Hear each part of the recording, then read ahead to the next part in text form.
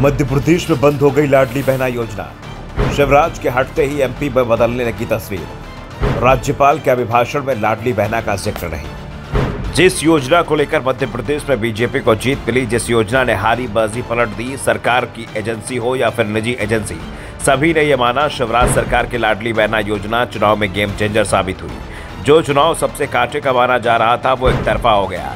जहां anti incumbency दिखाई दे रही थी, वहां प्रो इनकम्बेंसी दिखाई देने लगी। जहां कांटे की टक्कर वाली सीटों पर बीजेपी कमजोर दिखाई दे रही थी, वहां वो सभी की सभी सीटें जीत ले गई। लाडली बहना योजना ने बीजेपी के लिए जो काम किया वो कोई दूसरी योजना नहीं कर पाई।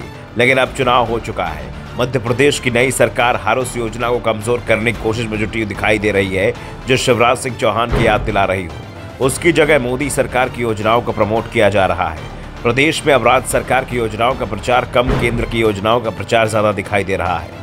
खुद सीएम मोहन यादव भी केंद्र की योजनाओं को घर घर तक पहुंचाने की बातें कह रहे हैं और इसके साथ ही लाडली बहना योजना को बंद करने के भी संकेत मिल रहे हैं। सीएम मोहन यादव लाडली बहना की बात नहीं करते हैं, उनके किसी भी भाषण में इसका जिक्र नहीं होता है, तो दूसरी ओर विधानसभा में राज्यपाल के अभिभाषण से भी इसका जिक्र हटा दिया गया। दावा किया जा रहा है कि जिसका जिक्र था ही नहीं। आखिर लाडली बहना का नाम लेते ही शिवराज की याद आ जाती। जब राज्यपाल के अभिभाषण से लाडली बहना गायब हुई तो कांग्रेस ने सवाल उठा दिए।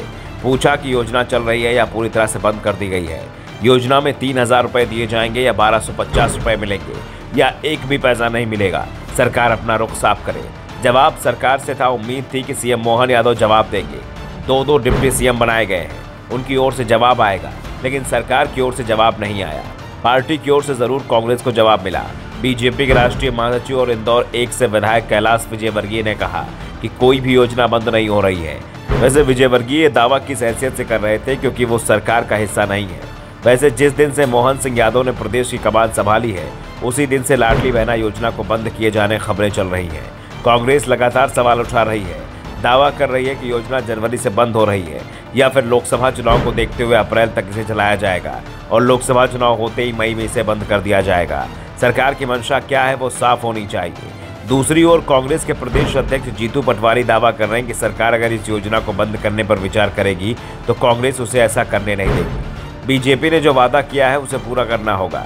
अगर शिवराज भैया नहीं है तो उन्होंने सीएम रहते हुए जो वादे किए थे उसे जीतू भैया बीजेपी की मोहन यादव की सरकार से पूरा कराएगा। लाडली बहना में 1,250 रुपए नहीं, पूरे 3,000 रुपए दिलाएगा।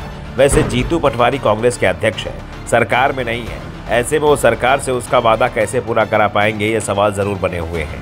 क्योंकि जिस तरह से बीजेपी की सरकारें दूसरे प्रदेशों में काम कर रही हैं, उसमें विपक्ष को बोलने की आज़ादी भी मिलेगी, इस पर भी सवाल है। संसद में जिस तरह से धड़ाधड़ सांसदों को निलंबित किया गया, अगर कांग्रेस के विधायक मध्य प्रदेश की विधानसभा में उसी तरह किसी मांग पर अड़ेंगे तो उनके साथ ही निलंबन की कार्रवाई हो सकती है। फिलहाल तो लाडली बहना योजना मुश्किल में फंसी दिखाई दे रही है। योजना कब तक चलेगी ये अभी तक साफ नहीं हुआ है, क्योंकि सरकार की ओर से कोई ठोस बयान अभी तक नहीं आया है। Bureau report, the Navdarpan news.